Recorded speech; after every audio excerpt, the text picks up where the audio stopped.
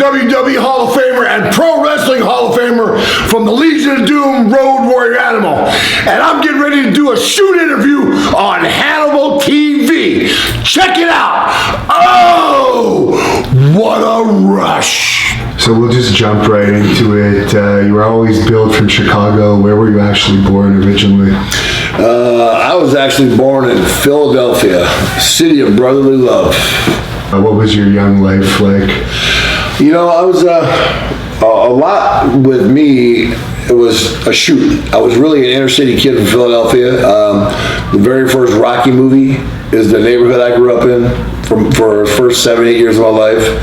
And then I moved to another inner city part of Philadelphia that wasn't much gang related. But my dad at a young age saw that I was going to be around 12, 13, that I was headed down the wrong path. And he says, I need to get my kids and my family out of here. And then that's when we actually moved down to Florida when I was about 14 years old. What's the age difference between you and your brother, John? John's 2 years younger than me.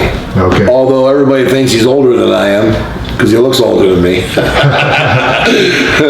But I guess, hey, you work full-time in a WWE office, I'm doing it to you, you know? When did they first start noticing, your parents, that you were going to be a high-performance athlete? You know, my dad, who had just passed away a month ago, got drafted by the Pittsburgh Pirates, and the Phillies. Was a great baseball player for LaSalle College in Pennsylvania. And so I played baseball. So I actually thought, you know, I got letters from the Cincinnati Reds when I was a junior in high school and stuff. I thought I was going to be a baseball player. And then my junior year in high school, I discovered weights. And I started working out, and I started putting on, like, for my junior and senior year, I put on like 25 pounds of good weight. And then football became my thing.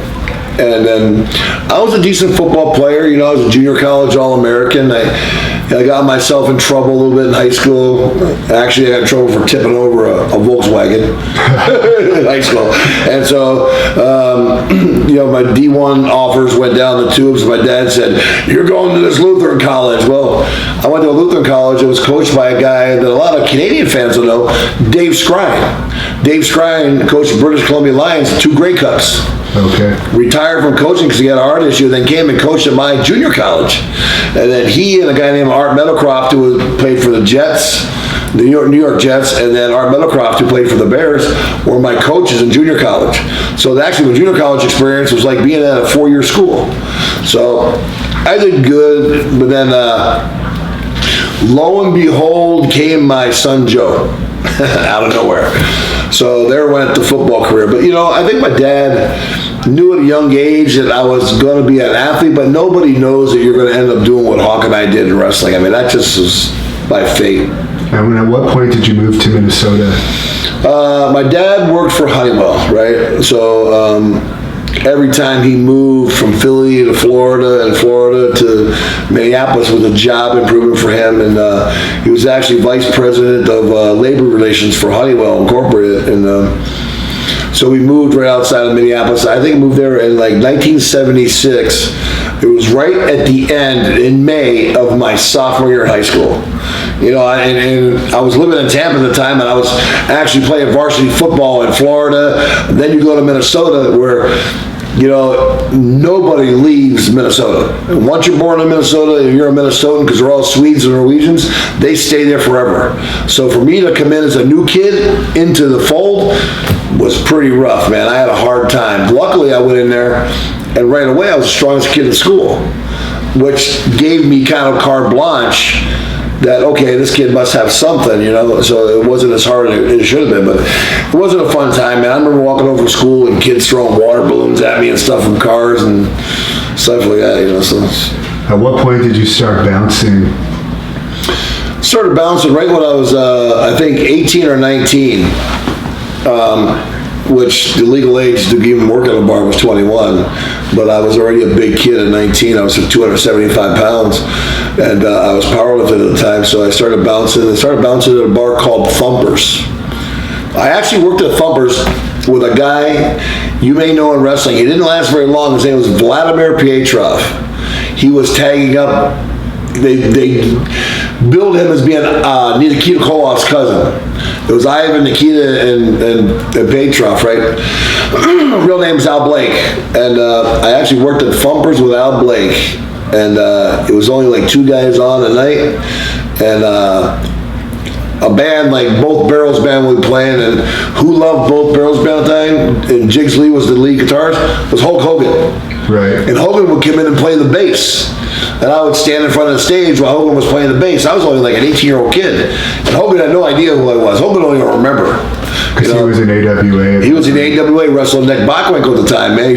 Hogan was just getting his stardom going big, so it was pretty cool. How things folded. Man, who would have thought 25 years later I'm press slamming Hulk Hogan in Japan? Yeah. You know what I mean? And how crazy life works, right? How was he as a musician? Hulk could play a pretty mean bass. He was a good bass guitarist. He could play guitar pretty well.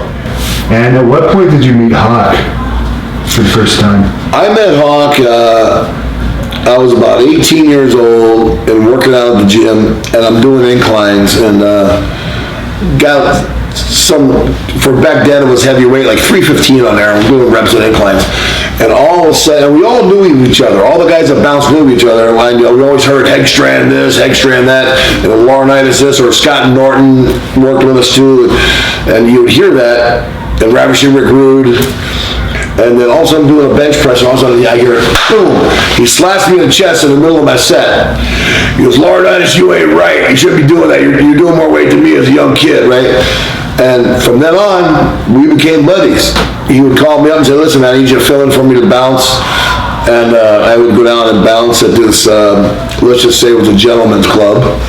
And I'd fill in for him and bounce there, and Norton and I and Hawk would do rotation, and bouncing there. And then we became friends, and then one time we were at a bar called Grandma B's. We were at Grandma B's now, you gotta picture this. One night you had Smash the Demolition, Scott Norton, who was a World Arm Wrestling Champion, Hawk, myself, Ravishing Rick Rude, and who else came in? And John Norton Berserker. We all bounced the same night. And then we had other guys coming in there like Vladimir Pietrov and Nikita Koloff, and who else am I missing here? I think that's about it. But you had some of the biggest guys that made it in wrestling all worked at the same bar. Pretty crazy. You wouldn't have to worry about too many problems. Well, there was never an issue at our bar. And it was pretty serious because we were downtown Minneapolis, so we had guys that wore bike colors. We had to say, hey, man, no colors in the bar tonight. Can't have colors in there. And trying to tell a group of bikers to take off their jackets or leathers is not an easy thing. Yeah. But we took care of them respectfully. We went and put them in the office. If there was ever an issue, I swear, there was a couple times, we would have a guy hanging up on the ankle saying, man, the jacket has got to come off, and it would come off. Yeah. What point in time did you start actually wanting to get into the wrestling business? Were you always a fan growing up? Or?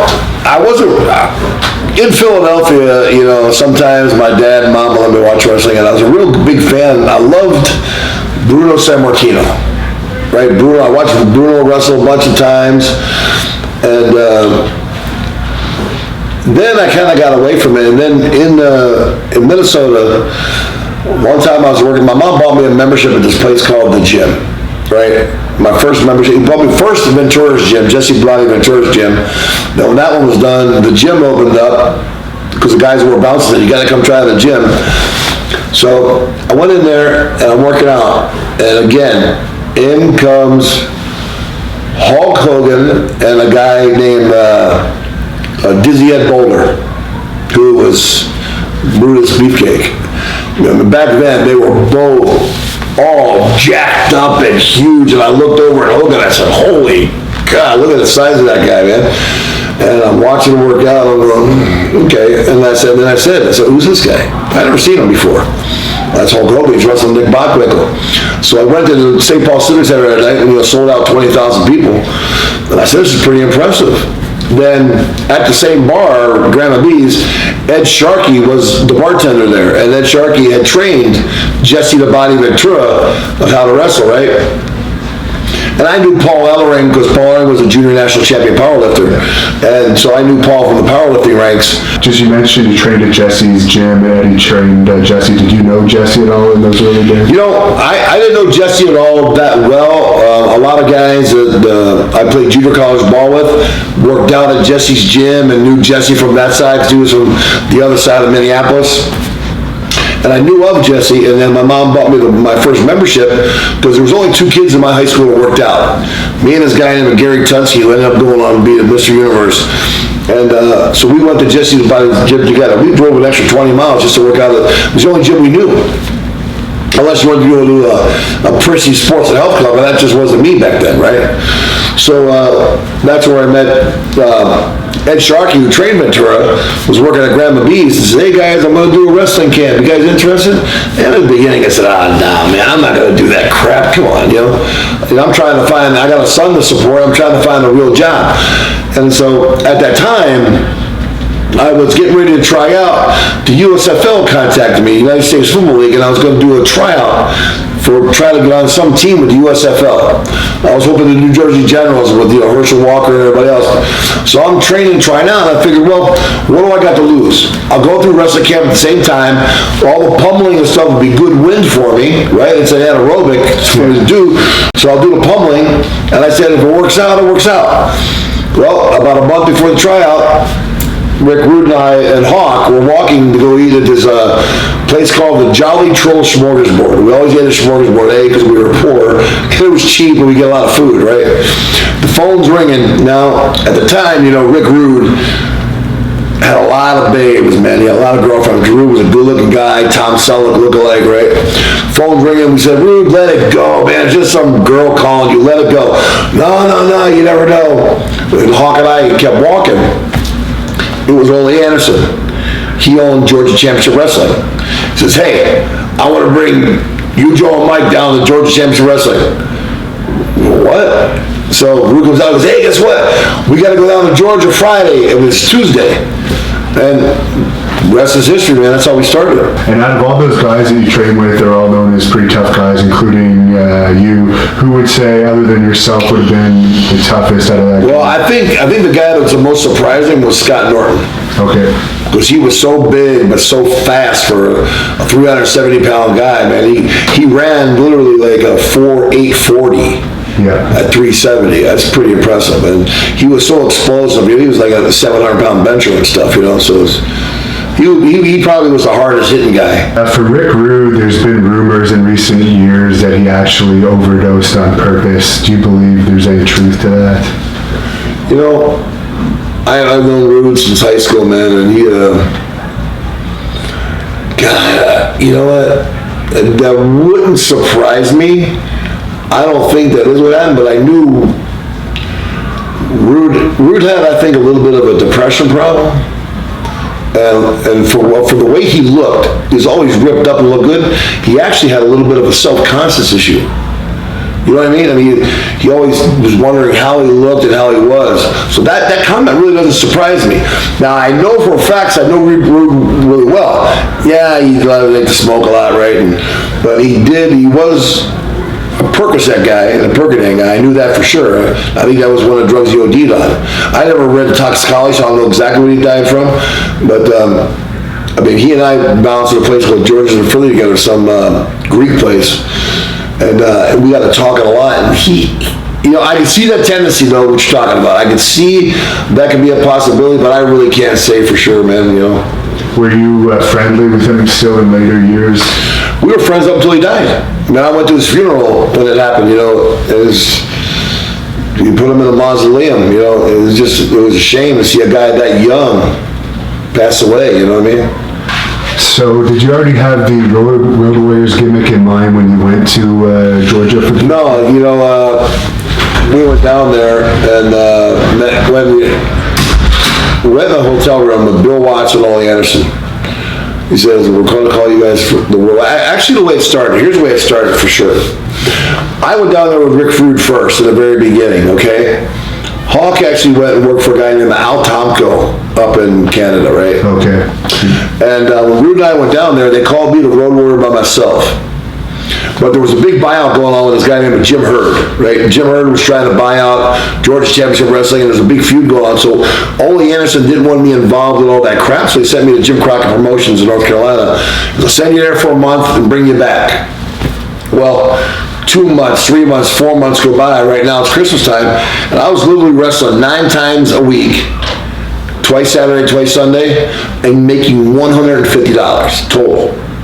I was starving. I had child support to pay, and I couldn't do it. And I said, Mr. Crockett, it's Christmas time now. I said, listen, man, I can't live on this kind of money with Joe. I don't have a spot for you. You know, he goes, you got to do what you got to do. I said, okay, well, I quit. Thank you very much. And I left. Man, I went back, and I effed Ole Anderson like crazy. I told Ole Anderson on the phone, I said, I'm going to kill you. And I was going to beat the dog shit out of him. I was so pissed off. I mean, he ruined my life. I left home. I had a job. I was making money. I was bouncing 2 different places, making pretty decent money, making more than $150 a week. Like, I was making more than that in a night, just bouncing, right? So, I get into going, and then I told Ole, after I told him I was going to kill him, I got back in the gym. Now, I went from 275 pounds in Charlotte to 225. I lived on a bag of pretzel sticks and a half a gallon of milk a week. And if it wasn't for Sergeant Slaughter, another Minnesota guy, buying me a Burger King hamburger once in a while, I would have had no protein, man. I burnt 50 pounds of muscle that I worked on all my, hard in the gym for about 7 years to build, right? So I get home, and I get bulking back up. I was powerlifting, now I'm 295. So Ole comes back in town, doesn't tell me, meets up with Eddie Sharkey. Eddie Sharkey gives him this picture, and he goes, oh, where'd you get that picture of Joe? And Eddie goes, that's not Joe, that's Mike. Because really? I'm going to make them my road warriors. So then Ole called me up, apologized, and brought us both down. That's how the Road Warriors name got started. It was kind of cool because the very first day we walked in Georgia Championship Wrestling TV, they gave Hawk and I the belts. Now, we got the belts because Arn Anderson and Matt Bourne were tag team champions. Matt Bourne at that time, I don't know if it was true or not, but I got arrested for statutory rape. So they had to put the belts on somebody, so they put them on us, which was good for us because we were different. We didn't know how to wrestle for sure, and we were like street ballers, right? But we sat down with Bill Watts and Ole Anderson in the hotel room, and I'll never forget it, man, in Haydenville, Georgia, at a Ramada Inn, and we're sitting there talking, and at the time, we used to shave our head in the summer, but it got hot anyway. We were just crazy in Minnesota. We'd leave the hair grow all year long and then shave it bald in the summer, right? We're sitting there, and we're looking at Bill Watts and Ole Anderson, and they said, well, what can we do with you guys that's different? And Hawk goes, well, what if Animal has a mohawk and I have a double mohawk, so when it looks like we bend over, boom, our heads plug into each other. And they looked at us and they said, you guys, you are off your freaking rocker nuts. Yeah. And then Bill Watts came up with the idea, well, let's try, since the Road Warrior movie's hot, let's try some face paint, like the heel had in the movie, the red mohawk with the face paint, because you guys are heels. So, okay. So that's how the birth of that paint came in. And over time, we grew and we changed the paint that fit our personality like the way it is today, Why was everyone so afraid to wrestle you in those days? Because we beat them up. Guys were afraid to wrestle. Listen, Ole Anderson brought all the guys into the TV. There's all in our business. There's TV guys, right? TV job guys call them. And Ole said to those guys, "Listen, I'm going to pay you guys double, but I'm telling you right now, these guys are going to be rough." And we weren't rough on purpose, we were just green. Right. We didn't know what was going on until after about the first 6 months. You can't help but to learn when you're with a Tommy Rich, a Stan Hansen, a Jerry Briscoe, a Jack Briscoe, a Terry Funk, a Dory Funk, Harley Race, and Ric Flair. You're wrestling some of the smoothest, best wrestlers in our business at the time, right? And how could you not learn how to wrestle? And we learned. We were with those guys every night. Man, they would grab us by the ear after a match and say, get over here. You punch that wall till your knuckles don't bleed, man. We're tired of you hurting us. until we finally learned the craft of our business, right? That a lot of guys don't like to talk about. Yeah, but this poor job guys were done. There were sometimes the guys would look on the list, and when they would see their name against us on the Road Warriors, some guys would literally grab their bag and leave the room. How did Ric Flair treat you guys in those days? You know, here is a tricky story with Ric Flair. Ric Flair was a really good friend of ours, man. I love Ric Flair, man. One of the most generous guys you ever meet is exactly the way you see him. Woo! Where's the kamikazes? That's Ric Flair. That's him all day. I remember walking into a bar with Ric Flair and he said, "Bartender, give me 30 kamikazes, 15 for my friend Animal here and 15 for me." Really good guy. But when it came down to contract time with Jim Crockett Promotions, you know, Hawk and I were the first guys to have one of the really big contracts in wrestling, guaranteed money. And I heard rumors, I didn't know for sure, rumblings that Rick didn't like it. And really barked at Jimmy Crockett for giving us one. But at that time, what are you gonna do? We go to WWF, NWA's dead. I mean, I'll be honest with you, it would be dead because we were wrestling main events every night for NWA and Jim Crockett Promotions. So that part about it bothered us, but it never came to front where Rick and I ever talked about it. I mean, even after that, I would bring home toys for his kids from Japan. Two of his kids, David, who wrestled, lived in Minnesota, and Megan, his daughter, lived in Minnesota with his ex-wife. I would bring Rick toys home for his kids at Christmas, build the toys for him that Rick couldn't do, and I would do that kind of stuff for him. So we became good buddies. What's the craziest thing you witnessed him doing when he was... With Flair? Yeah. I'll give you a good Flair story, right? You'll love this.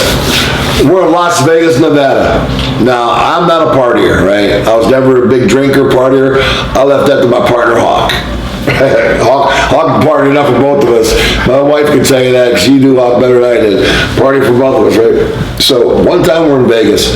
Now, with the time difference, I think we wrestled in San Francisco, hopped on the private plane that Crockett had, went to Vegas, got there late. I'm eating, and I go to bed. Well, I knew Flair and those guys were out partying with Marilyn Chambers. Now, you know Marilyn Chambers, she's very famous in the adult world films, right? And some other people, right? And at the time, I think Ric Flair was in between marriages, one of his 6 marriages, I don't know which one it was, marriage number 3, number 4. Someone knocks on my door at 5 o'clock in the morning. I didn't get to bed until 4 o'clock. I got to bed about an hour's sleep. And, you know, I opened the door, I looked at the people, I hear, Animal, it's Nate. It's Nate. I'm going, what do you want, Flair? And I see the fur coat, and I go, he goes, I got you to know, you got to see this. You ain't gonna believe this. And I said, what? And I'm naked, and I open up the door, and I said, what? Because I'm sleeping, right? He goes, Animal, meet Bathsheba. Bathsheba, meet Animal. And it's this Indian girl. And I will tell you, she's like a 12. She had Flair's fur coat on. She opens it up, and she's stark naked underneath it, right? And I'm laughing. I told Flair, I said, what in the world am I going to do with that? And I closed the door, went back into bed, and went to sleep. That's one of Flair's nutty things that he would do. He'd show up out of the blue with a naked girl, look at this. He always wanted, it was like he was parading off his trophy, you know? Yeah. That's exactly what it was like. And you went to the AWA while you were wrestling in the NWA too. What was that like wrestling in Minnesota where you grew up a little bit? You know, it was kind of cool, even though I was originally from Philadelphia, right? But I spent most of my high school, college, and most of my life in Minnesota. And going back, the guy, his name is Tony Benacasa, owned that bar, Grandma B's, that we bounced at. Now, Tony he had an old school Excalibur car, really good classic old car, man. It was a really old, cool car. Had to be a 1950s car, it was a really old one, right? Came and picked us up at the airport. We flew in. They filmed the whole thing. We had 100 guys on Harleys escorting us down to the St. Paul Civic Center. And we were heels. Yeah. But the TV crew filmed the whole thing. Well, after that, and when the music played, back then, Black Sabbath Iron Man, when everybody heard that, and then, people went crazy. And we were heels, bad guys. But the guys in the ring that were the good guys were getting all pissed off because it was making the matches hard to do. Because everything we did, they would cheer. Right. Press slam, cheer. Power slam, cheer. You know, Hawk would do that side suplex thing, cheer. And it was crazy, man. So it was pretty cool going to the NWA. We were the only guys, I think, that held the AWA and NWA belts at the same time. And then when we went over to Japan, we won the international titles and defended them against the belts in the States, which made those international belts mean something big, you know. So I saw one clip in your AWA VHS tape a long time ago of like, it seemed like there was a riot after a match with you guys against Kurt Hennig, and Larry Hennig was involved, and I think Von Rasch. Oh yeah, I remember explicitly, man. We were in Hammond, Indiana, wrestling Kurt Hennig and Von Raschke. And at the end of the match, we beat the crap out of Von Raschke, and Hennig was tied up in the ropes, choking his neck. The Hawk had a chair, and we started beating the crap out of him with the chair on the forehead. Bam, bam, bam, bam. Then Larry Hennig came in and cleaned house on Hawk and I, and as we're leaving the ring, some biker chick like slaps me in the side of the head, and I swing my arm like to protect myself. Well, she went and faked it and said that I hit her and went to the hospital. I had an $850,000 lawsuit, but she had already had previous things from her husband beating her up, so it got thrown out of court right away, right? Well, that incident there, as we're walking out, started a riot. Not only from Kurt Hennig and Von Raschke and hitting Larry Hennig too. Now this girl thing, man, there were chairs flying. As soon as the chair hit Hawk in the back of the head, we turned into a crowd and just started swinging. And it was a riot in Hammond, Indiana. Yeah, it was crazy. All those old farmers were taking off their shirts, big old farm boys wanting to fight us. It was funny. We had to get a police escort out of there. How did you get brought over to Japan the first time? Vern Gagne did our first booking in Japan with All Japan Pro Wrestling with Giant Baba. Vern had a personal relationship with All Japan. We went over there, and our first match was against Riki Choshu. I think it was Choshu and Tendu. I think it was Choshu Tendu or Choshu Jumbo. We did a 2 out of 3 falls for the All Japan Tag Team Champions and the international belts. It was pretty good, pretty brutal. I mean, Hawk and I had never wrestled more than 7 minutes. Now we're doing 2 out of 3 falls, and we're 30 minutes into the match. By the third fall, we're going, because the Japanese boys didn't mess around. But we loved Japan, though. Japan was right up our style. They were snug and stiff, and we got over, and we got a lot of respect for them, and they respected us, because they filmed us for 2 years before we went over there. They had a camera crew from Japan and Tokyo Sports follow us around all over Chicago and New York City and everywhere, do all this filming. You know, we did videos of eating raw chicken out of the garbage can, and like idiots drinking the big huge bottles of Tabasco, you know, or poop would burn for a weekend drinking that, man. And then, you know, saying their Japanese beer wasn't strong, and they were the big freaking gallon beer glasses. It was like that, yeah, so we pulled the rib on ourselves.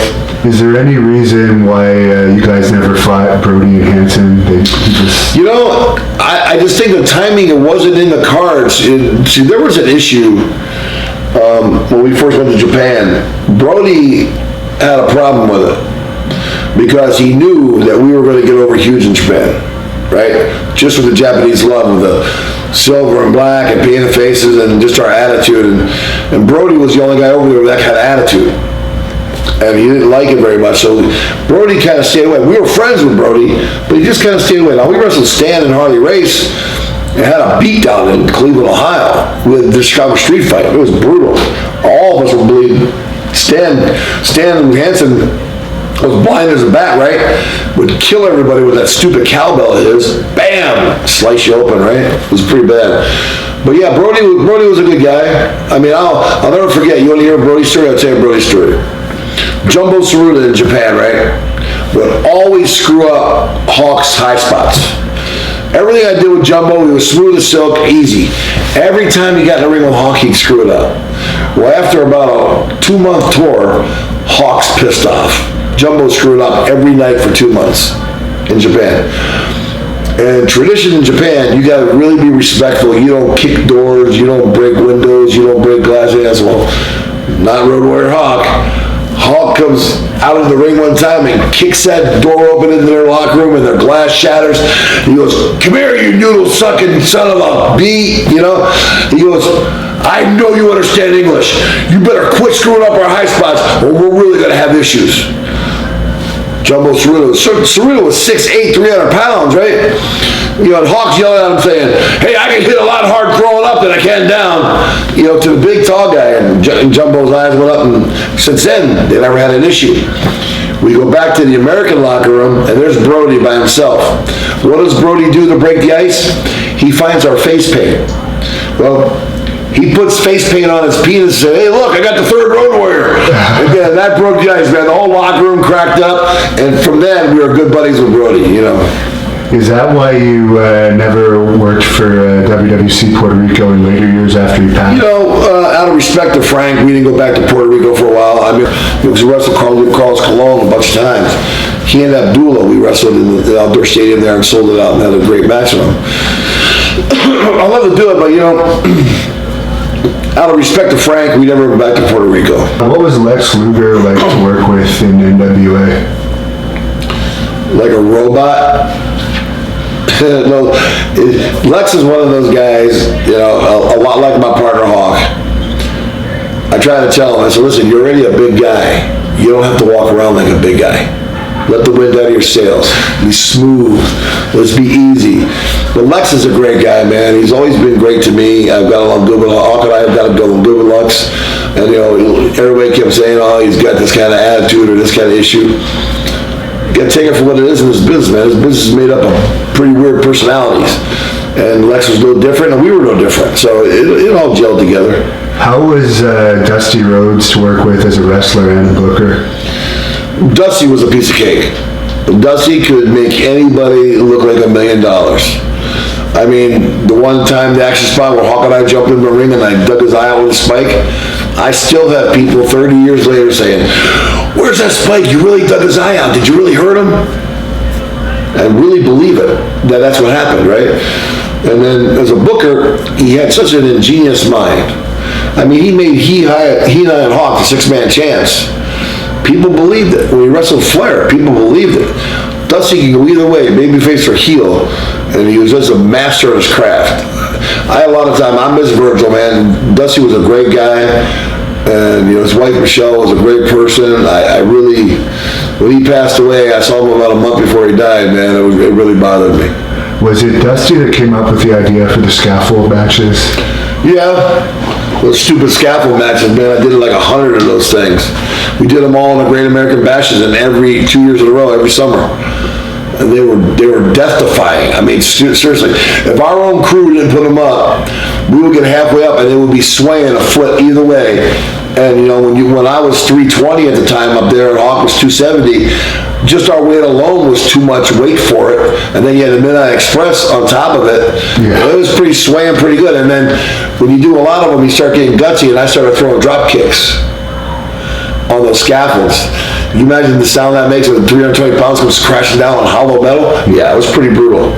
And is it true that the metal actually sliced up your back? Yeah, man, the metal, because it's a fireman's scaffold, right? People don't realize, you think it's a metal scaffolding and just a metal plank. It's not.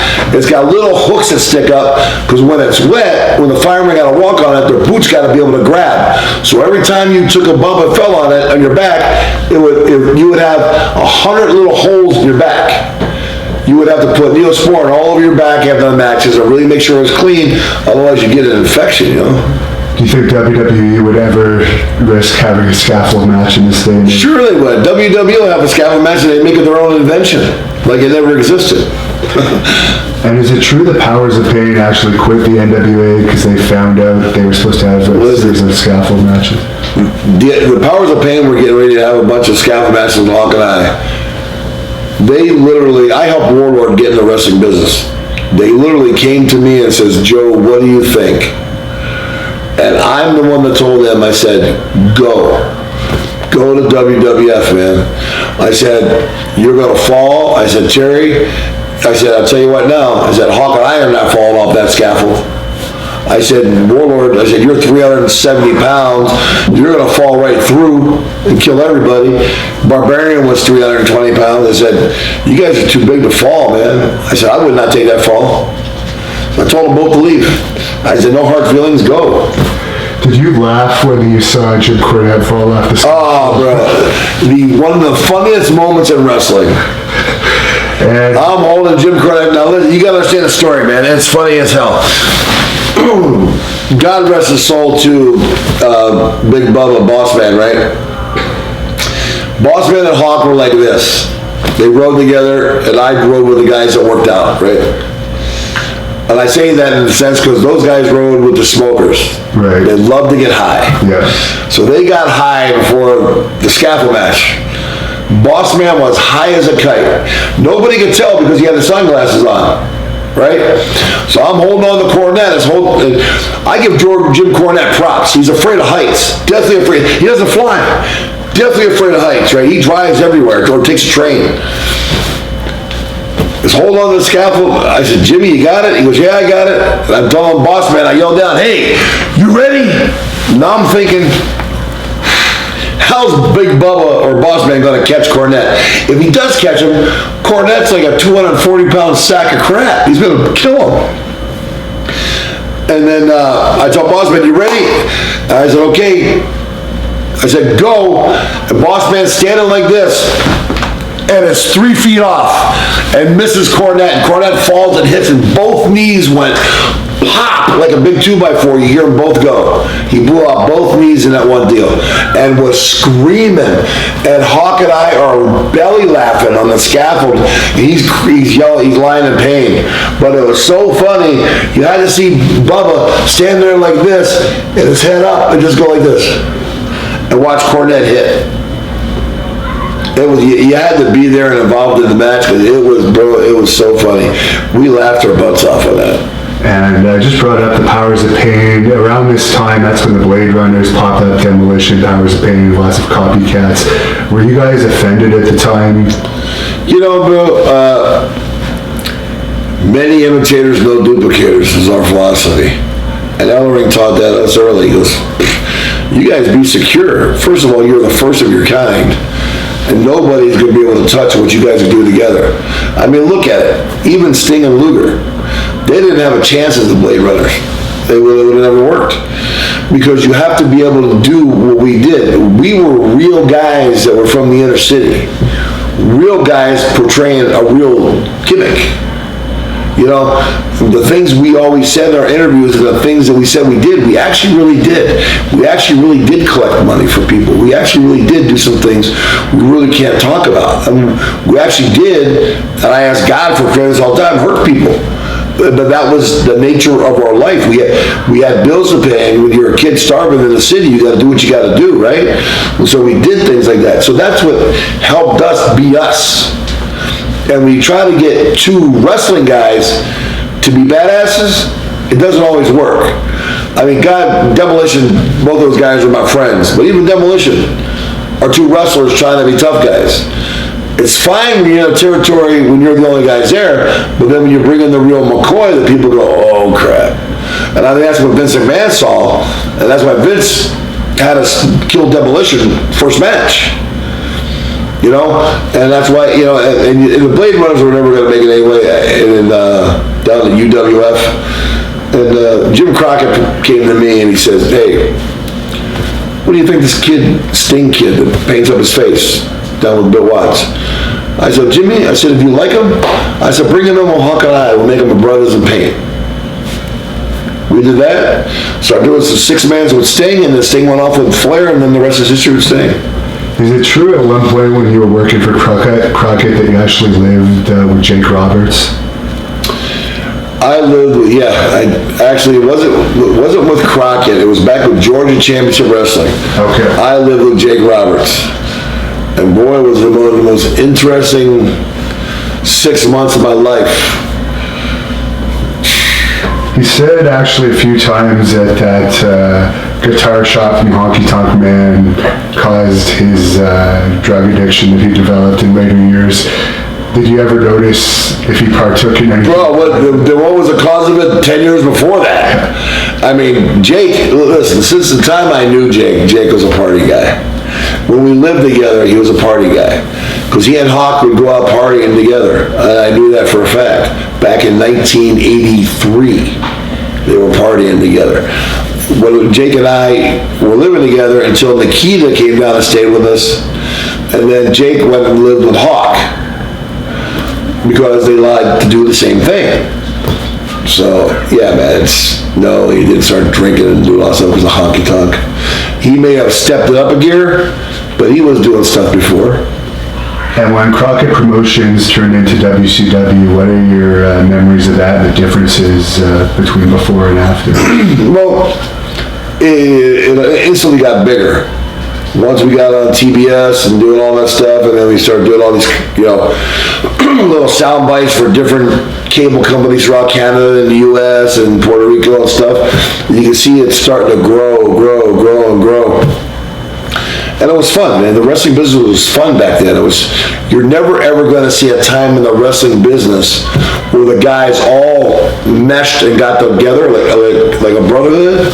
You're never going to see that. The guys today, there's too much individualism. Everybody's worrying about getting their crap in instead of what's doing the best for the business. You know what I mean? The young guys, I hear them a lot today. I got to get my shine in. You got to get your shine in. Bro, don't get your shine in. Shut up and listen to the experienced guy. Then you'll make it. You know what I mean? And I think wrestling is coming back to basics now, and that's where it's got to go back to. And we've skipped over Paul Ellering until this point. When did he get introduced, and did you guys mind having him with you as a manager? Paul got introduced to us about 2 months, maybe 3 months into Georgia Championship Wrestling. And Hawk and I were just mauling guys in like 3 minutes. Then they put Paul with us, and only tried that because we knew Paul was a powerlifter. Everybody knew Paul was a junior national champion. Paul had blown his knee out twice in Tennessee and couldn't do anything really in the ring anymore, right? And so they said, we're going to put Paul Ellering with you guys, another Minnesota guy. Ole was originally from Minnesota, people didn't realize. Paul's from Minnesota, and Hawk and I, so he only pulled the Minnesota, congregation thing.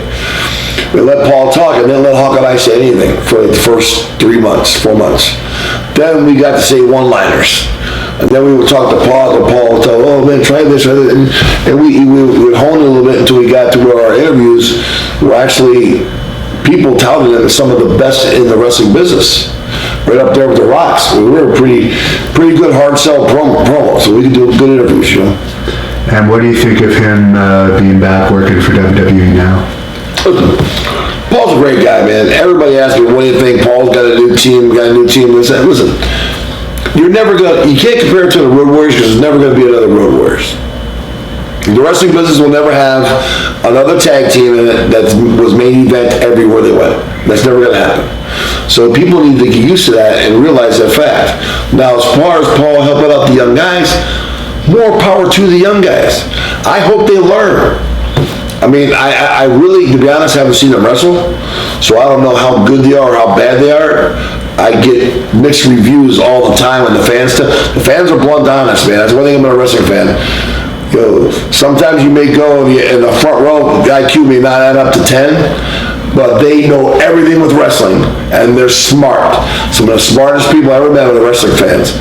And they come up and say, well, the new team is kind of okay, but listen, the young boys are learning, and they couldn't have a better teacher than Paul. They can't call themselves street kids, because they weren't street guys.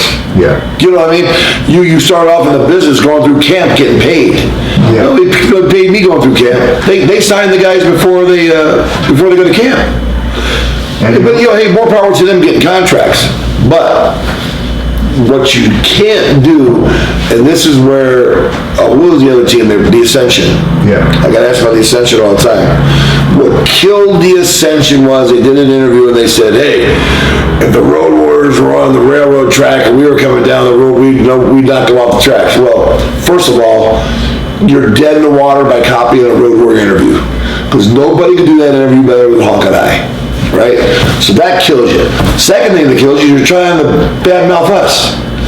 Okay, badmouth when there's only one guy and you're badmouthing a dead guy. Okay, big tough guy, right? That then, in the eyes of the wrestling fan, kills them. You gotta, listen, you gotta, in this wrestling business sometimes, there's over guys, and then there's, like we talked earlier, legendary status guys that you just gotta be left alone. Leave Hogan alone, leave Bruno Sammartino alone, leave The Rock alone, leave Stone Cold alone, you know? Leave whoever you think's the stud alone, leave the Road Warriors alone, leave Andre alone. Don't talk negative about those guys, because they did things for the wrestling business that hardly anybody will ever achieve. Selling out anywhere in the world. And unless you can do that, you shouldn't badmouth them. That's my opinion on that kind of thing. And you worked a lot with the Skyscrapers in WCW. How did you like both versions of that team? Danny Spivey and Sid Vicious. Yeah. And then it was Undertaker.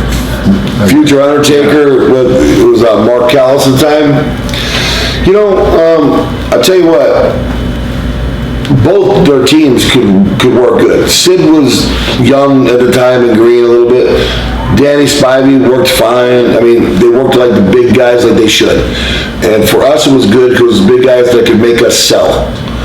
Undertaker back then was phenomenal, man. It was a little ring, and he was so big, he would take one step and he's hitting the ropes. But we would do incredible drop down leaps, frog spots for a big guy like that. He could really move. I knew he had something special, even before he was Undertaker. And you ended up jumping to WWE. Was that due to problems with Jim Herd? Or was it No, man, Jim Herd tried to be a tough guy. He pulled Hawk and I in the office one time. He goes, "Yeah, nobody likes to mix it up like I do sometimes." And we looked at him and said, "Jim, are you trying to tell us you want to fight or something?" You know, and Hawk did an interview one time and said, "Some guys should stick to wrestling, and some guys should stick to making pizzas," because Jim Herd was a former vice president of Pizza Hut. And when Hawk was digging to him, Jim Herd didn't like that. And if Jim Herd could have just let the guys run the wrestling business, it would have worked out perfect. But he didn't, and then it died. Did you meet with Vince McMahon while you were still under contract, or was it after? Oh, that was after Jim Herd. What was that first meeting like? With Vince? Yeah. Our first meeting with Vince McMahon was when it was WWF, was right before we signed our big contract with Jim Crockett Promotions. We went to Vince's house. He picked us up in the limo, went to the house. His Oriental chef made homemade Chinese food, chicken fried rice and stuff. And the big thing was, we had a guaranteed contract sitting on the table. We only had opportunity with Vince. And we shook his hands and thank you very much, but we gotta take the guaranteed money. But the money's sitting right here. Yeah. We want to take a chance. You hear horror stories. Guys trust him and then they get hosed and ripped off, and we want to take a chance. So we left, and then about a month later, he invented demolition. That's where demolition came to birth. So when you came back to the company, was it just a matter of calling him up and say you're ready to make the jump? Well, we said, "Hey man, you trust us having us there?" Paul Ellering called and said, "Yeah, boom, we're there on a heartbeat." There's a couple of shoot interviews with you and Hawk on the internet just before Hawk passed where you guys seemed really upset with Vince. You end up obviously mending the fences since that time. Well, you know, I'm respectful in the way that I mended fences with him, but you know what, man? What I'm really upset at, here's what I'm really upset at. When we first came into WWF, or even WWE, I told Vince in a conversation, I said, "Hey, what I'd love to do someday, man, is give back to this business, help these young boys learn how to be big men and learn how to wrestle, and I would love to be an agent to one of the guys behind the scenes." He shook my hand and said, "We'll look into that. Sounds good, Joe." Which later on I learned was just a load of crap. And my brother tried to go there and talk to him a few times about me coming in there, even being John's assistant, and, you know, I think my forte would be a great guy to go around the country, whether it's here or Russia or wherever, Poland or whatever, right? And look for talent. and scout talent. I can scout talent. I can tell you if a guy can walk and chew gum in 2 seconds, if he's going to be able to do anything in the ring. And be that kind of guy. And I would love to have had that position.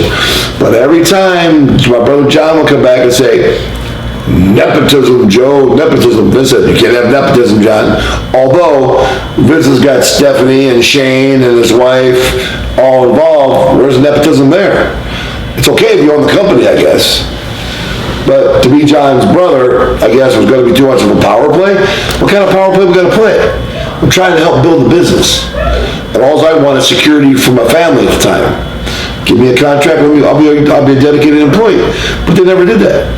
Even to be a special agent for tag team matches. Yeah, I could be a special agent for tag team matches, bro. I've never even done one WWE Fan Fest at WrestleMania.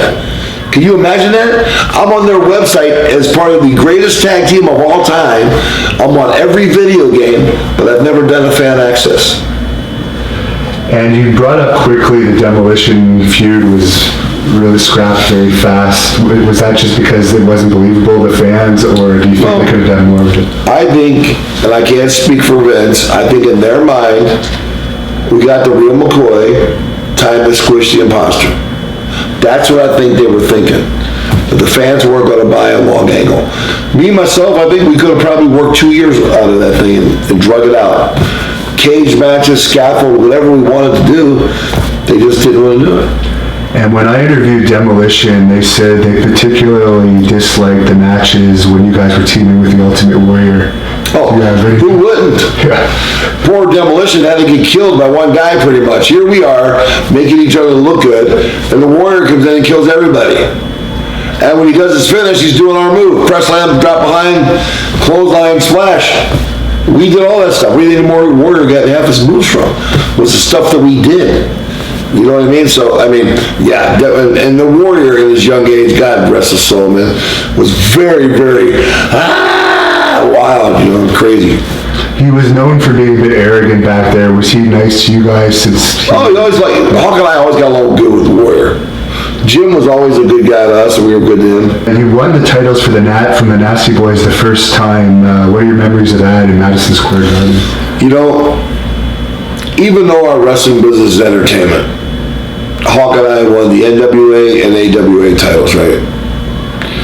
When we got and worked that Chicago street fight in Madison Square Garden, now, one of the most historic buildings ever to wrestle in, let me tell you, it's freaking crazy.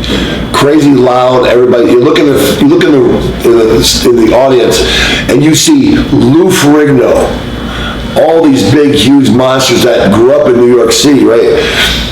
And wrestling there. When we won the titles against the Nasty Boys, it was almost like, for real, we won the titles. It was like the last of the big 3 belts, and we were the only team in history to win all 3.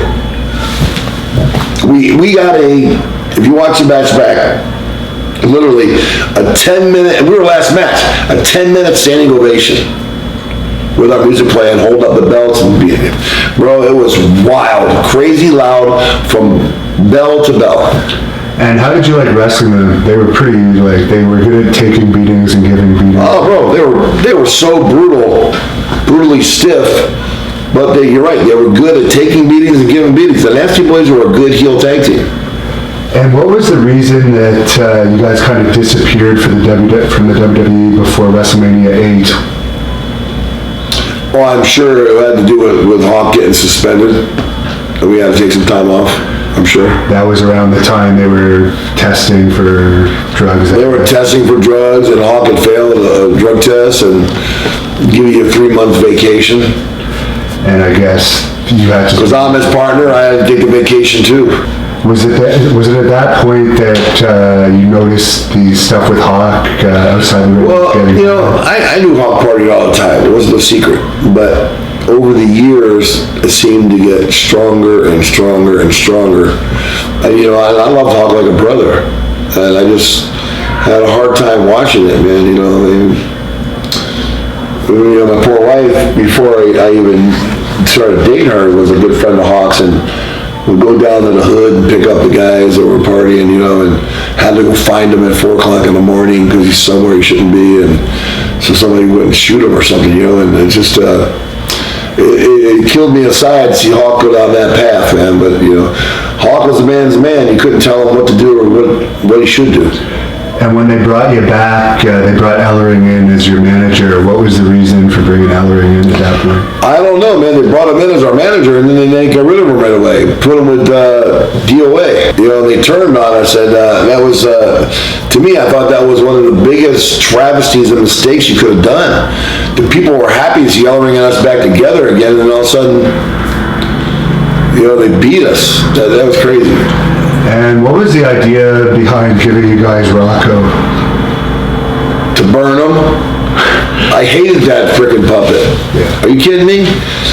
When we did SummerSlam in Wembley Stadium in London, here we are, two badasses riding motorcycles with a frickin' puppet. Ellering's got a puppet on the front, right? Yeah.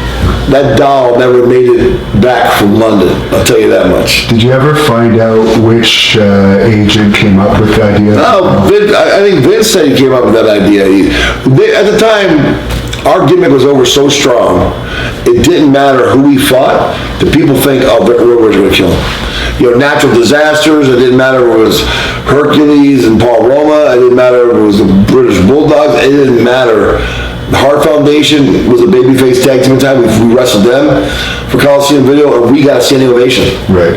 It didn't matter. People thought we were going to kill him, and I think with the Rocco idea, A, a marketing tool for selling things, and B, to soften us up. People didn't buy us going, "Oh, Rocco, I miss you, the puppet." Come on, bro. That was so stupid. Like we're going to worship some childhood freaking item like a doll. She said, "We were true road warriors, we would have taken the arms and legs off the doll and hung them." Yeah, that was our attitude. I hated that stupid idea. A lot of things, bro, in this business that people question are kind of like a rib on the square from The Office. Oh, we're going to rib the Road Warriors and give him a doll. We're going to rib Hawk and make him a drunk guy doing the drunk angle and be all messed up. We're going to rib this, we're going to slop the Road Warriors and see how they feel. It's all a rib. It's a payback for something you did. Hawk probably got suspended, we come back, boom, they slop us. Hawk is suspended, boom, comes back, he does a drunk angle. Stupid. What did they say in customs when you had to search your bag and there's a doll in there? Well, good thing, luckily, we made Ellering check in the doll, so it didn't bother Hawk and I. So we'll let the guy with the dyed beard and dyed friggin' hair have the queer-looking doll, man. It was ridiculous. And you brought up the Hart Foundation. What was working with them like? Great. Bret Hart's great. Jim the Animal was great. It was great chemistry. They only had the one match, and they never did anything after that. And I really wish it was. I think we could have had a great program with those guys, but them and Demolition, we missed out on. I think the company missed out on a lot of big money by not doing things like that. And we talked to Jim Neidhart yesterday, and he's pretty upset about not being in the Hall of Fame when all of his He friends. should be in the Hall of Fame. He's the anvil, boy. He was the muscle for the Hart Foundation. And listen, Jim Neidhart was on the Oakland Raiders and never played a down of football in high school or college. Made the Oakland Raiders, he was a shot putter, an Olympic shot putter. And one of the biggest, strongest guys in our business, man. He's still a 600-pound bencher. He should have been in the Hall of Fame, sure. How could you put in Bret Hart and Owen? Well, Owen's not in it either, is he? No, but I think that's more to do with Owen's wife, possibly. But But how could you put anybody in? Davey's not in. No, but how could you put Bret in and put Jim in?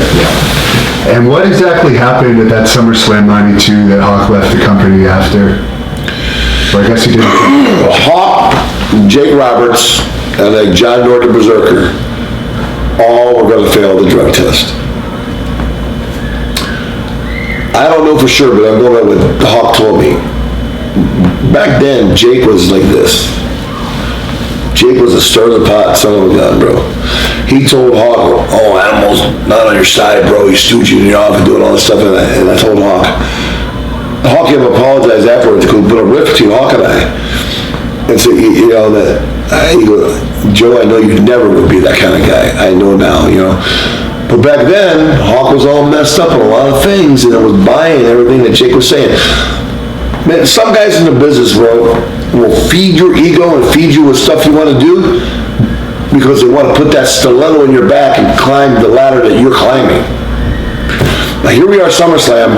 We were the semi-main event. The main event was Bulldog against Brett. We were the tag team match. It was going to be the main event for the championships.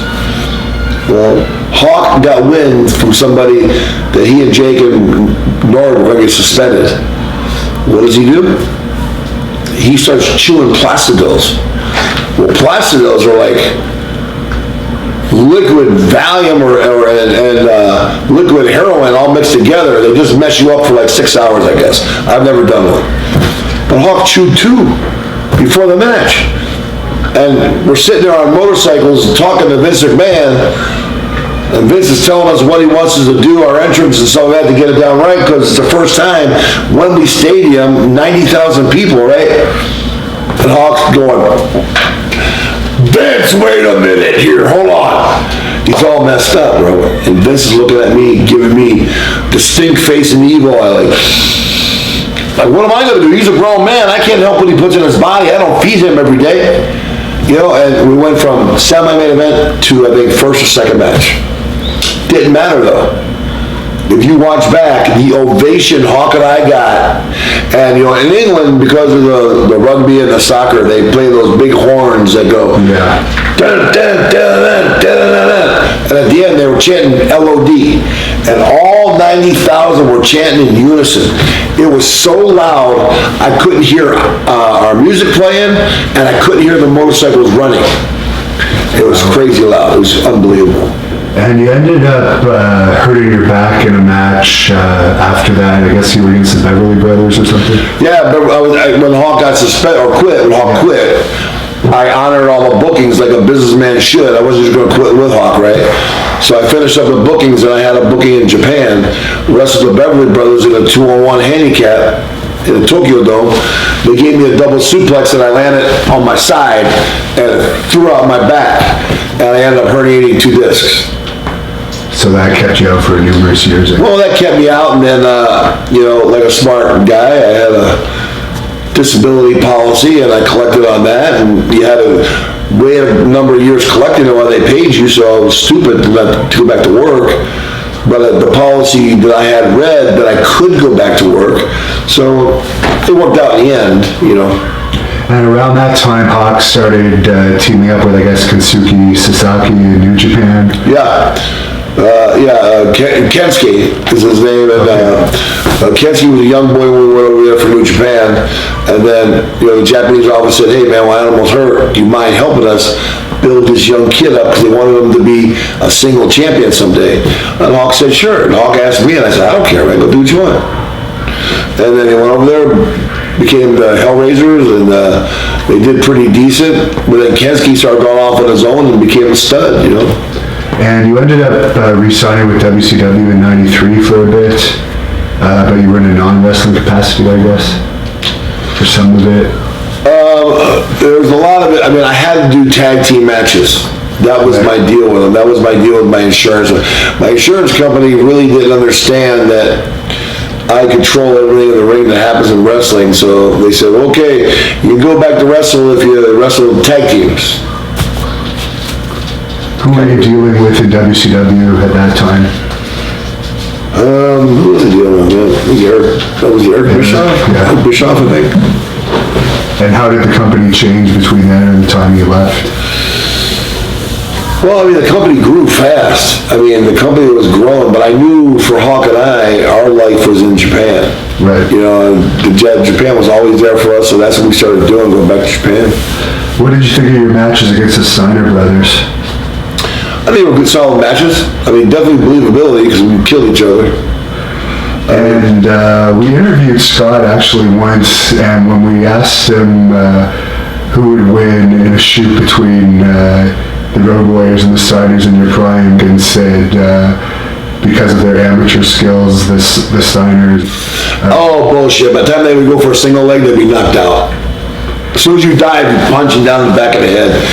Listen, just because Hawk and I were street guys doesn't mean that I didn't do amateur wrestling when I was younger. Now, was I the level of Scotty or Rick on wrestling? Amateur wrestling wise, they would kill us, and Scotty's right. But if it's real, I'm not gonna sit there and let a guy go leg dive me. I'm either gonna kick him in the face or I'm gonna punch him in the head, and so's Hawk. So a street fighter, any day of the week, you can see, look at UFC. A lot of guys that win are not wrestlers, you know what I mean? But some champions are, like Brock, and a few guys that have been collegiate wrestlers are good. Steiner brothers are two great guys, man. I will have nothing bad ever to say about either one of them. Two of my closest friends, I remember when they both came out of camp.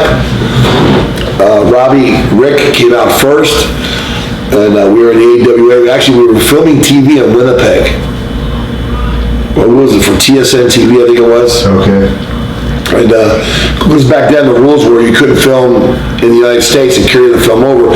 You had to have the actual film footage in Canada on their cameras. So we're doing it, and I remember pantsing Vern Gagne. And Robbie was a rookie, and at that time, bro, nobody talked back to Vern Gagne. He was like the god of the AWA and the wrestling world, you know, Olympic wrestler, All-American in Minnesota, everything else. And he's talking, and like for half an hour, we're all waiting around doing interviews, we're really bored, and I walk up to him and I pants him and bring his pants all the way down to his ankles. Steiner lost it. They couldn't believe that someone would do that. I looked back and said, what's he gonna do, fire us? I mean, You're so over it now. yeah, you couldn't do anything. And how did you like your matches with Ming and Barbarian in WCW? Great. Ming is two of the greatest guys in this world, Ming and Barbarian. Now, Ming's one of the guys you don't want to get pissed off at, on the other side. I remember Ming, one time, Ming used to wrestle in Montreal for the Rougeaus. Right. And I remember Hawk and I would go up there for the Rougeaus, and we were heels. And one time, we were beating the dog snot out of Jacques Rougeau and his brothers, Raymond and the other kid. I forget the other kid's name. Armand. We were beating up all three of them, had them all three bloody in the ring land, and we called down Ming. Come on down, that was Ming had a big angle against the Rougeaus. Come on, Ming, let's go, kill him. And we're Hawk and I are holding each arm like this, and holding Jock by the back of the hair, like this. And Ming sat there. Ming thrust kicks me and thrust kicks Hawk. Now we flew over the top rope for him, right? Now Ming is a stone cold baby face in the middle of the ring with Rougeaus. We sold out that whole summer wherever we went for the Rougeaus, just because of that. Ming was a big, impressive guy. Did you ever see him in action in any of the bar fights? Oh yeah. Oh yeah. I saw him in East St. Louis one time. Kurt Hennig was another guy that did this, stirring the pot, Good River. Did it at this place called the Oz Disco in East St. Louis, which is a place you don't want to get caught messing around in. And yeah, I saw Ming have his finger behind the guy's eye and pull his eye out and say, "You don't stop, brother, I'm going to eat this eye." And he was dead serious. He had about 10 beers in him, half lit, and the guy messed up. And Ming had this like freakish power. He may not have been a guy that benched 800 pounds, right? But he was just a freak. Like Dr. Steve Williams, same way. Just freak strong, out of the blue. Why was your WCW run so short at that time? We just had a disagreement in contractual stuff. We had a disagreement with Eric Bischoff, and over the years we patched it up, so I really don't get into bad mouthing or bashing Eric anymore. It's just, we just couldn't come to an agreement, that's all. And what led to your return to the WWE in '97?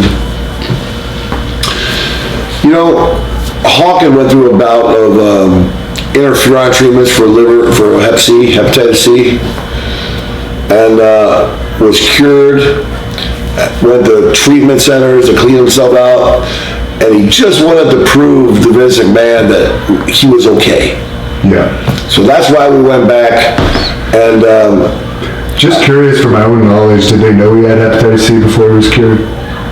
Or was that? Yeah, no, he got tested for it, and then he went on the interferon, which is like almost like a chemotherapy type treatment, and less than 10% people get cured, and he was 100% cured. They found no trace of that. Yeah, and so he started wrestling again full time, And he just wanted to show Vince he could be a total businessman, work straight and narrow, not get in trouble and everything else. And they started to, but we had a good match against him and Kane and Rob Van Dam in Philadelphia. I mean, we were on TV for a while, and we came back, and it was like we never left. And people went crazy. I think we were in Baltimore and Philly. Yeah. And they went nuts, and I don't know what happened after that, man. They went sour. You had a few matches with Ken Shamrock, right? When he was on your team, I guess. Sure. With the Hart Foundation there. What led to you walking Ken out to the ring against Kimbo in Bellator? You know, Kenny's always been a good friend of mine, man. I actually saw him at a WrestleCon. And I saw Kenny. I said, Kenny, you're fighting again? He goes, yeah, man. I said, you look good for 50 years old, right? And he's fighting, and I go, bro, you're going to be in St. Louis. He goes, yeah. He goes, you want to get together? I said, better than that. Why don't I walk you out to the ring? And I did, and the people got a good pop on it, and it helped. It was too bad Kenny lost. Yeah. You know, hate from the waist to angle there, you know, me coming out and he loses, but hey man, it is what it is, and I would do it again for Kenny or any of the guys like Bobby Lashley or even Brock. If they want me to walk them out, give that little pop or anything, I'll do it. I don't care. What do you think about Brock? I think Brock's a very underrated guy. I would have a hard time if I was a fan. Now, I love Bill Goldberg too, but as strong and as a badass as Brock is, being UFC champ and all his collegiate stuff, it's pretty hard to fathom that anybody's going to beat him the way Goldberg's going to beat him around. So I would expect a real beatdown at WrestleMania. And I think the fans would be real disappointed if Brock didn't do a real beatdown on Bill Goldberg. That's my own opinion. I don't know what's going to happen yet, but that's the way I see it. And I like to look at the business, the most successful things with the guys in the business, if you look at it like a fan, you do the right thing. We'll see what happens. What do you think about the success that Goldberg's had since he's been back? Good for Bill. I'm glad for Bill, man. I mean, Bill's a great guy. He's always been good to me. I have nothing bad to say about Goldberg. Nothing. I just have a hard time with Brock bellying down to anybody. It's just, Brock went through a whole new level when he legitimately ripped that car door off in a Cadillac and threw it. Not very many in this world would rip a car door off a car, even if you gimmick it. He did the thing, he threw it about 100 yards, man. Flew in, almost hit the stands. That put Brock, holy crap, this guy could do some damage, you know? You think it could have been punishment for Brock failing the MMA drug test or something like that? They may have did that to Brock just to hand slap him, you know what I mean? And Goldberg won the title off of this wrestler called Kevin Owens. What do you think about a guy that looks like him being like the representative of the company? You know, nothing against Kevin Owens, right? But your world champion, I think, has got to be the biggest, baddest mother effer in the company. And has got to look it. That's what the company represents. People have always loved to see these behemoths that can go and move. It's a big man's business. That's why I think that the business, because look, TV ratings Raw and SmackDown are the worst they've been in 25 years. Why? Look at your reign of world champions. People can give Cena crap all he wants, but he's the only guy that looks great. I mean, really great, like a world champ, and he's a good representative of the company. So I think your world champion should be the big representative of it. Someone that the average person would want to fight. Yeah, listen, Hawk and I were like a modern day Superman tag team. You know what I mean? We were like the Flash and Superman all wrapped into one. And that's what separated us around. We were real life heroes. Not trying to be heroes, we just became that because the fans liked us so much. And Triple H has a lot of power now, obviously. What was he like to deal with in your experiences? Well, I have never had an issue with Triple H. Paul is a great guy. I've always got along great with Paul. I've gotten along good with his wife Stephanie. I've never had an issue. I got along good back when he was with China. He and China would take me to work out. When Hawk would be all messed up and I didn't have a car, they'd say, Adam, when you want to work out with us, I'll go work out with Triple H in China. They always treated me good. So you won't ever hear me say a bad thing about Triple H. And what did you think about when they put Sonny as the manager of you and Hawk? I think it was a very, very delicate situation because Sonny had issues too, and everybody knew it.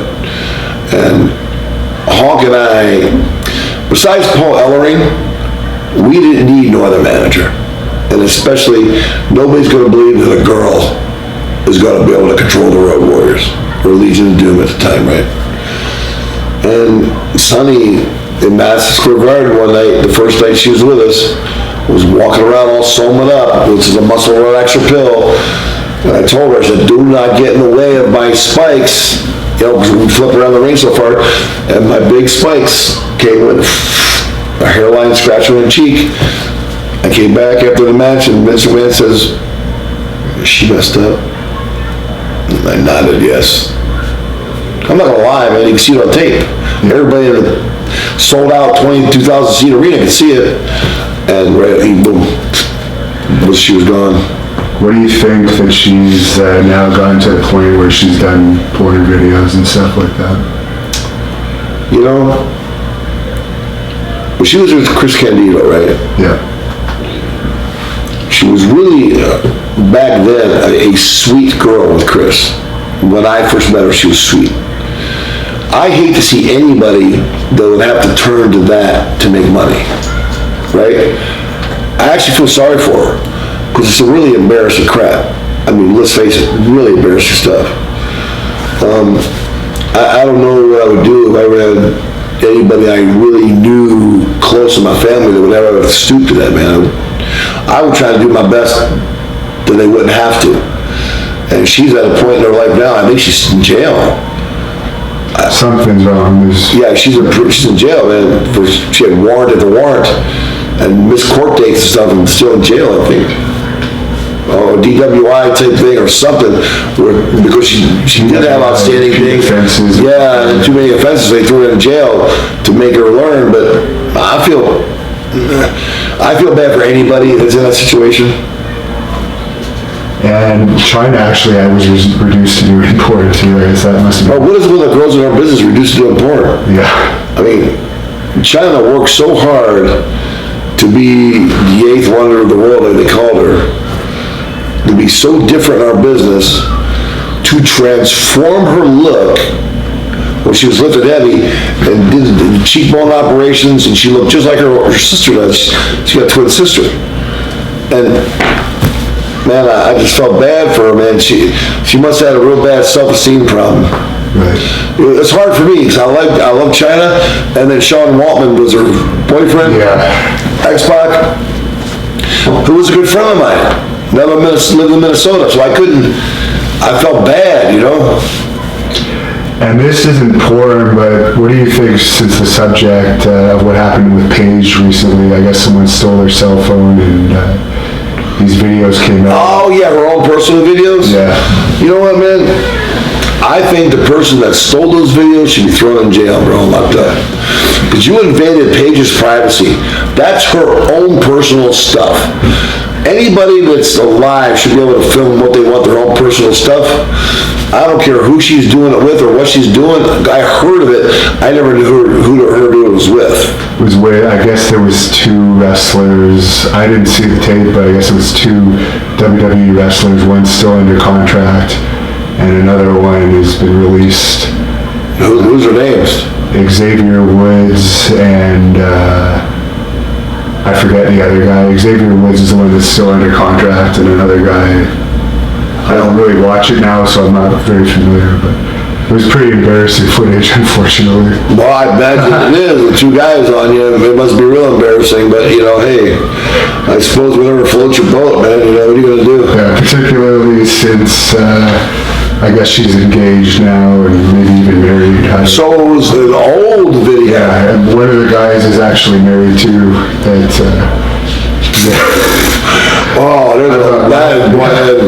That's a shit start waiting to happen right there. Holy Christ. Being involved in office stuff with WWE, like, how do you think that? It's a new day? That gives New Day a whole new meaning. With Puke, why was the reason that they brought Puke into the team, and what did you think about that at the time? You know, Darren Drozdov, bro, Puke was a great guy, first and foremost, right? He had the look to be a member of the LOD. I think that the office was getting so tired of Hawk failing drug tests, they were bringing in a backup. Without telling Hawk, they were bringing in a backup. And when they originally asked me to do that whole drunk angle. Right. And I refused. I said, absolutely not, bro. I said, I got a kid in high school, kid in junior high, and a kid in grade school. I'm not doing that to my kids. I'm not going to put them through that humility. I'm not going to put them with kids in class going, oh, your dad's a drunk, your dad's a drunk. Because the kids don't understand it's entertainment. You know, they take it to heart. The true wrestling man takes it to heart. So I refused it, Hawk. Now Hawk again, coming back off a drug suspension, says, I'm going to be a businessman and tell Vince I'll do it. So Hawk steps up like a man and says, I'll do it. And I think they took advantage of that. Because now they're giving him carte blanche to do it. And Hawk did it to the extreme. He was drunk every night. Literally drunk. I didn't like the angle at all. Did you guys choose to leave WWE on your own after that? Yes. I didn't like it. We left on our own. And you ended up in WCW for a while after that. Was it your brother that brought you into WCW at that time? My brother John had stopped working for All Japan and went, he was a good friend of Dallas Page. Dallas Page got him a booking job at WCW. And then we got brought in there. And it was for a little while. And for people that don't know, what's your brother's specialty as a booker? Because he had supposedly a talent in finishes, coming up with great. yeah, Johnny's really good at finishes. I mean, really good at finishes, the ending of a match. And John's really good with getting the whole thing to flow. Okay, kind of like an executive producer of the show. That's John's forte. I will give my brother credit. He's really good at that stuff. And do you have any memories of that WCW run, or was it just kind of picking up a paycheck? It was picking up a check. They had us do really things that we really didn't like to do very much, and I think we had a match there against Booker T and Sting one time, and which didn't make any sense at all. Should have been Stevie Ray and Booker T against us, bring back the Harlem Heat. We were just trying to fill matches, and the business was just not, it wasn't fun at that point. If I could explain that right, the business wasn't fun anymore.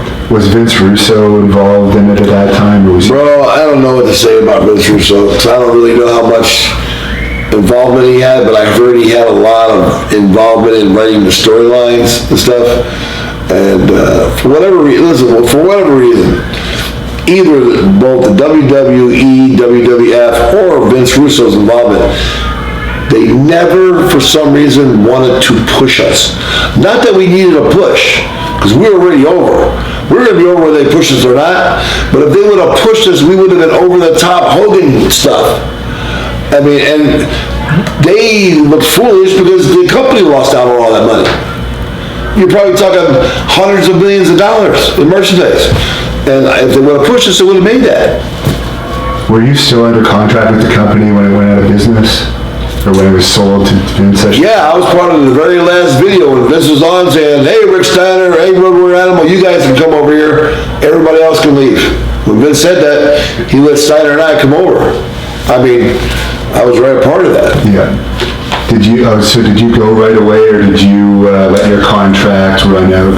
My contract, when Vince bought it, our contracts were null. Okay. They got null and void. And you also wrestled for Jacques with Hawk a couple times. I was on those shows younger.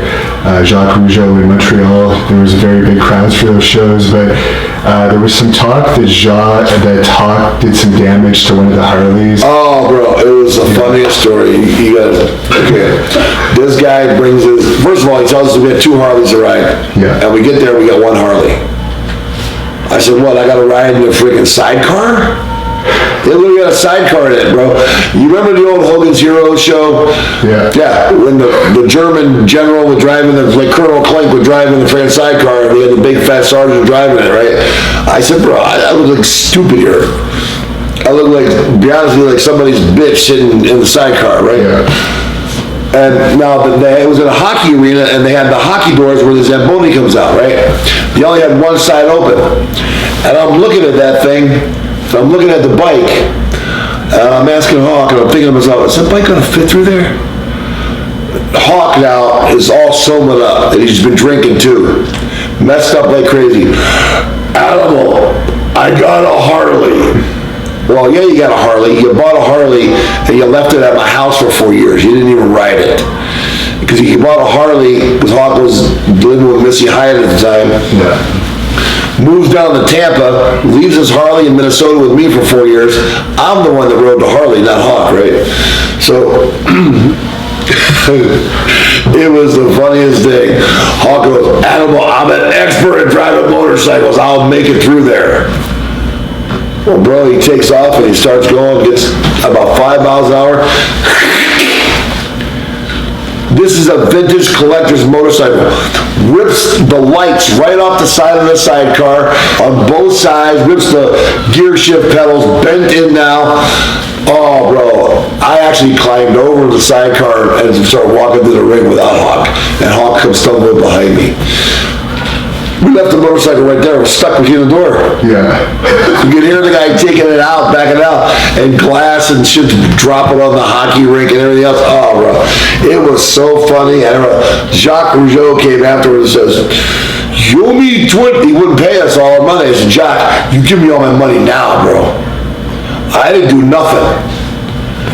If you're gonna dock any money, you gotta talk to Hawk, good luck. That wouldn't have lasted very long. Yeah, so you guys got your... This wouldn't have been a fight like the British Bulldogs and the Rougeaus. This would have been some serious stuff here, man. Yeah. You got payday's the payday. And then Hawk won it like, or Jock won it like $2,000 for damage to the bike. Bro, it ain't my fault the bike happened. Talk to him. What led to Hawk's passing, and what are your thoughts on that whole situation? Well, I was actually vacuuming my pool in Minnesota. The phone rang. Well, I thought Hawk was doing really good. And it's my buddy Bob on the phone.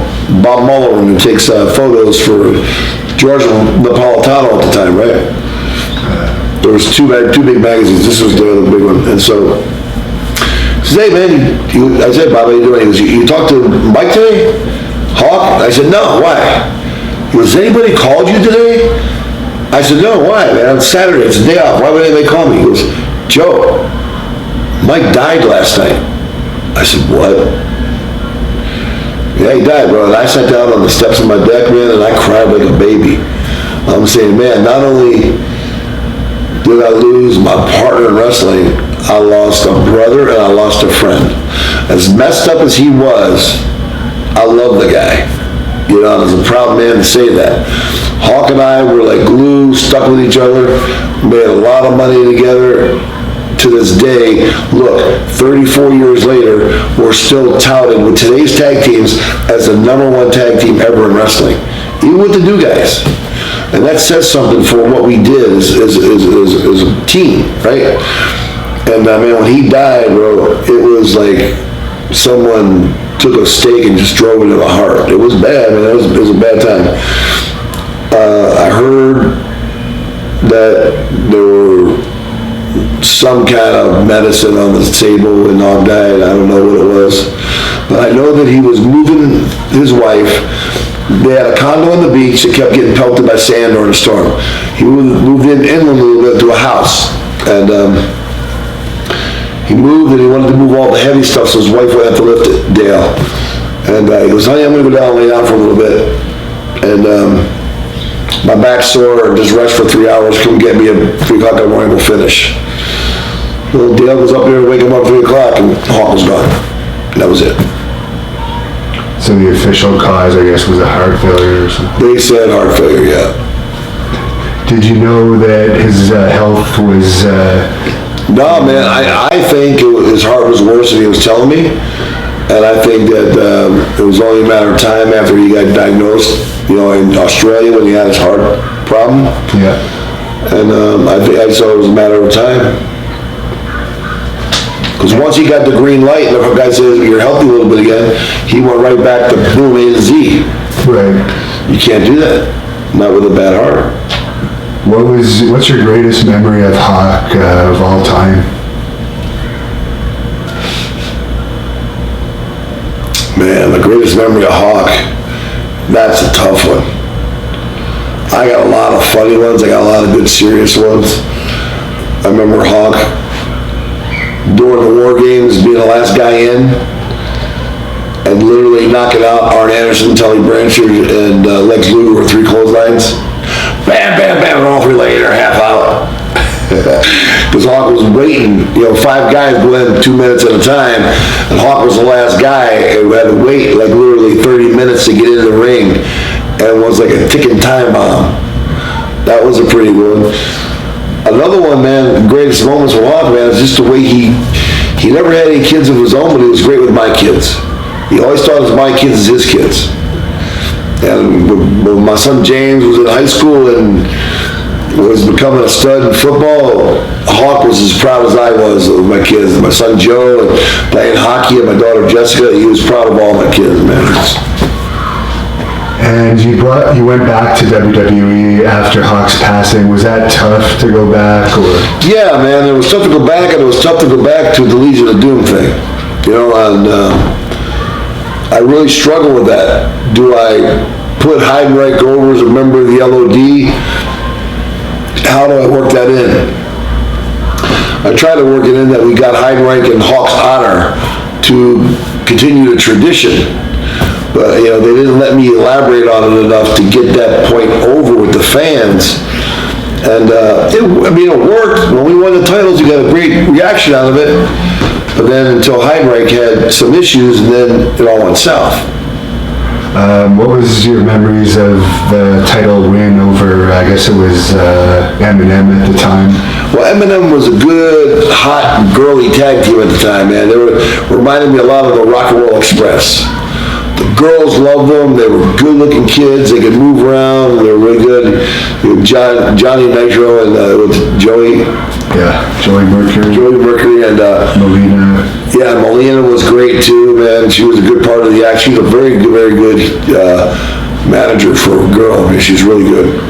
There's a lot of rumors at the time there was something going on with Melina and Batista, even though she was dating one of the Eminem. Yeah, I heard that, man. I heard Batista got with her during that angle they were doing.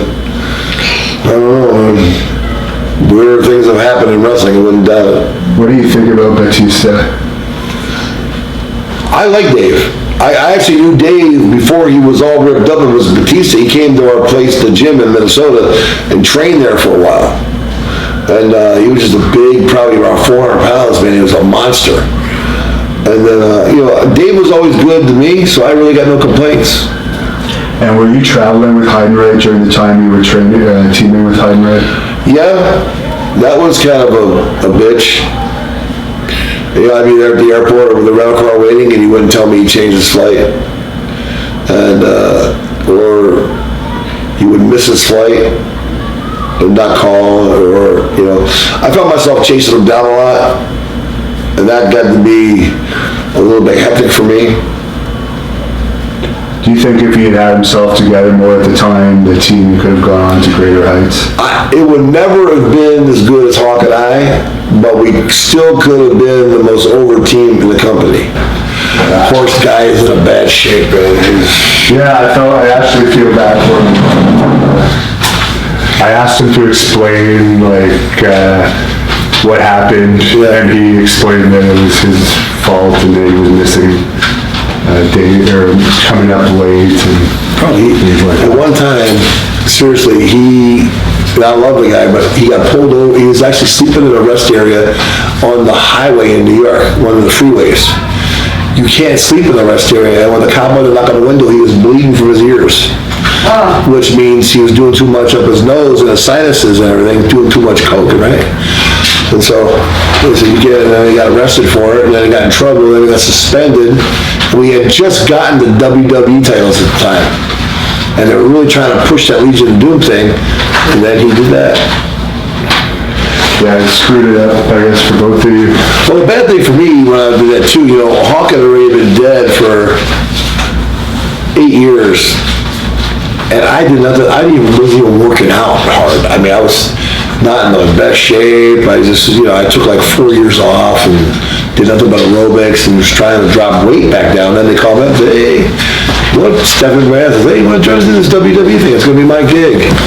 And I said, well, Stephanie, if you're doing it, sure. If anybody else is doing that, I don't trust anybody else because they'll just want to take advantage of it. I said, I don't want to diminish what we did.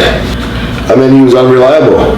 But, he was late to buildings, would come to shows late, would,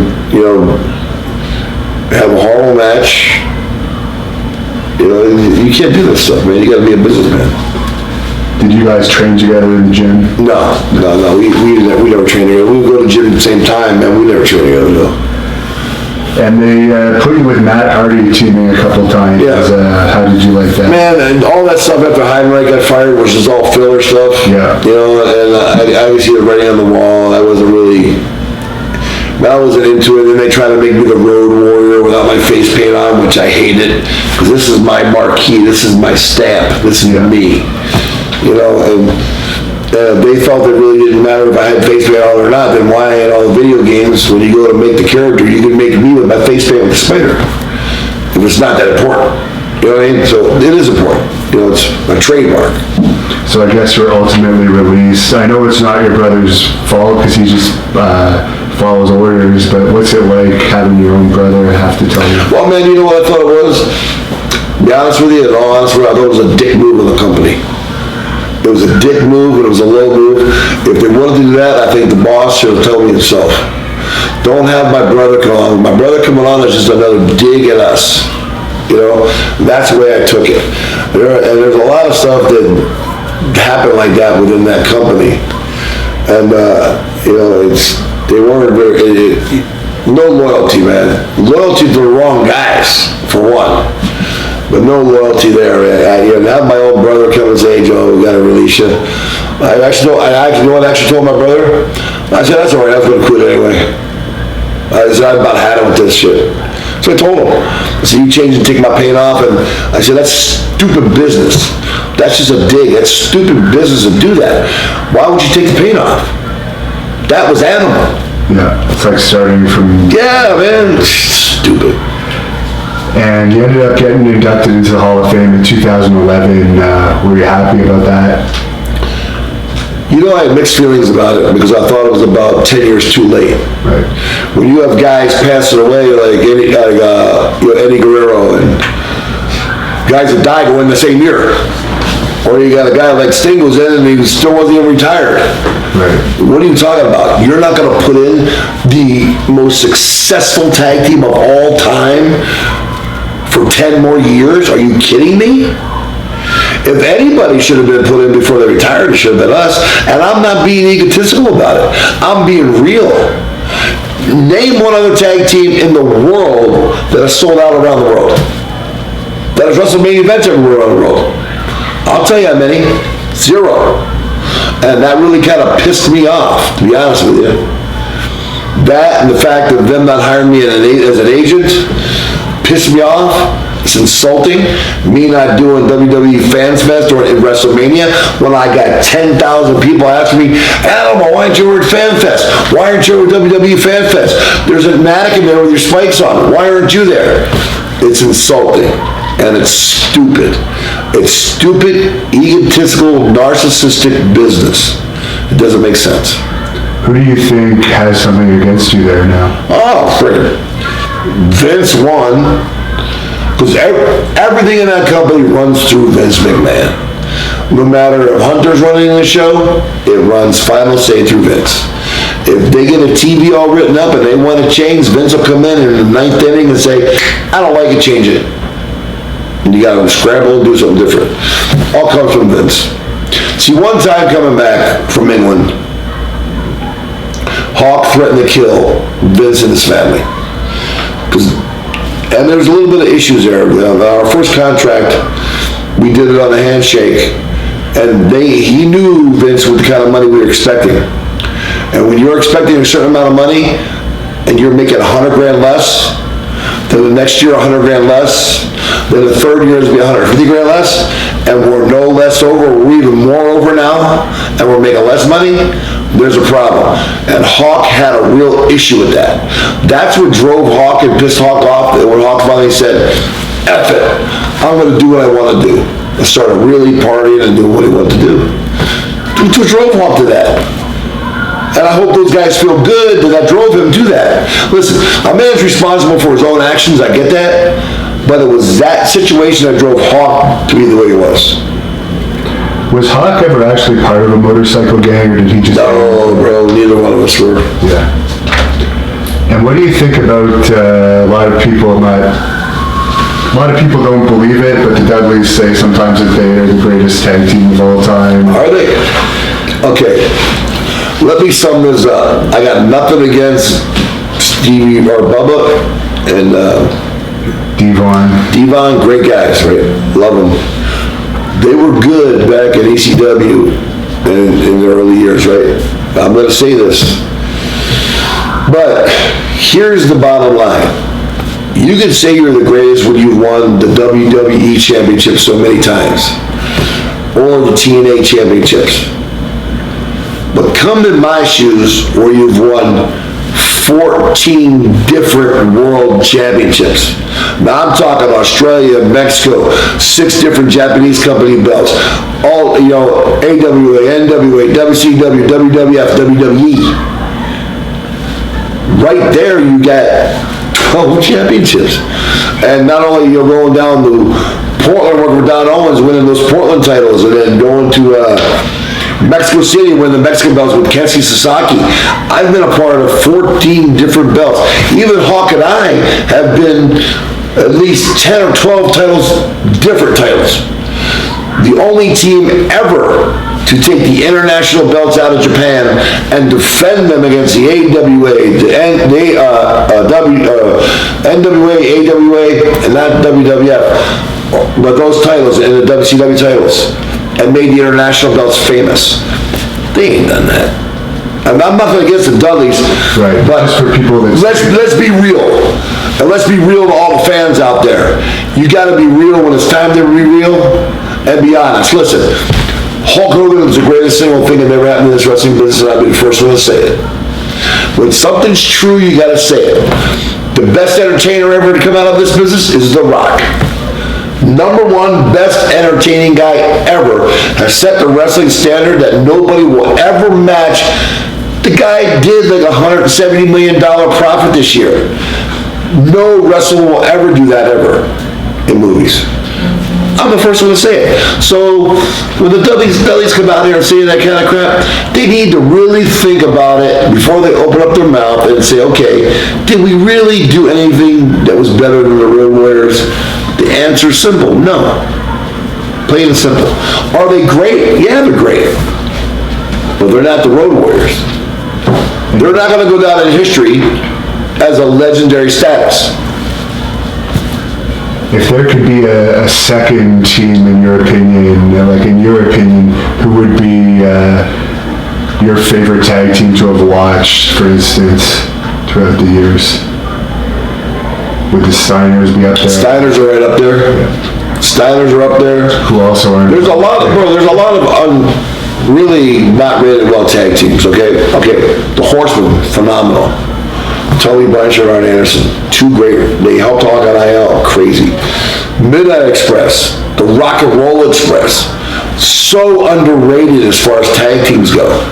Like, bro, you remember at the end of the first Cold War, when they put Ivan and Nikita Koloff against Hawk and I in the Great American Bash, and we both were heels, it turned us red, white, blue USA. Came out with the American flag on a motorcycle. Are you kidding me? Yeah. The Russians against the American badasses turned us stone cold babyface.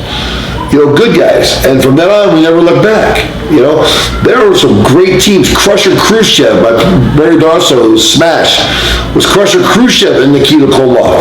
2 big Russian boys that we fought. The Hart Foundation. You know, I mean, come on. We wrestled some monster teams, the Briscoes, the Funks. You know, the Funks let us beat us up all over Japan, which helped us in Japan. So, I mean, I think we're going to go down in history. There's a lot of great teams. But I think the Steiners probably have got to be the top of that tier. And you just mentioned Terry Funk. He's worked with us a few times. What do you think of Terry Funk? Probably one of the greatest human beings on this planet. Never's got a bad thing to say about anybody. Did a lot of tours with him. Busted down his door in Tokyo one night. How do you do that? Well, Ric Flair and Hawk and I were out drinking with a guy named Wally Yamaguchi. Wally was all Japanese but went to American college over in Japan. We were out doing some special occasion or something, and then Flair goes, we were staying at the Prince Hotel by Shinagawa Station. I'll never forget it. And they had the Japanese doors had these big, thick steel doors, man. They were brutally hard. And we all said, where's Funk? And Flair goes, Animal. Here's Funk's room right here. And we're knocking on the door, and Funky's not answering. And we're all drunk. And Flair goes, Animal, 3-point stance. So I get down to 3-point stance, and Flair goes, Hut. I knocked that door off the hinges. There's Terry Funk laying there, buck-ass naked, passed out, with ice wrapped around both knees, because he's, God damn you, Animal! What are you doing, you crazy son of a bitch? You guys are all nuts! Because Terry was on the end of his tour, and Hawk and I were just coming in, and it was like our third night, and we just passed by in the night, you know. Oh yeah, it was, Terry Funk's good people, man. And is there any team that you see out there today that you think, obviously tag team wrestling is nowhere near what it used to be, but is there any team that you see out there in today's world? You know, I tell you what's entertaining, but they flirt going over the top a little bit, is New Day. New Day is great, but they flirt the line of being a little bit corny sometimes, and they gotta really watch that. But, because they wrestle good, all three of them can wrestle phenomenal. I thought, was it America Alpha? The shooter guy looks really good. I think they could have a decent team. I don't like the guys with the handlebar mustaches. Can't stand them. That gimmick is so 1930s, who cares? There ain't a single person alive that can remember that look. You know what I mean? That's from my great-grandmother's era. So that doesn't make any sense to me.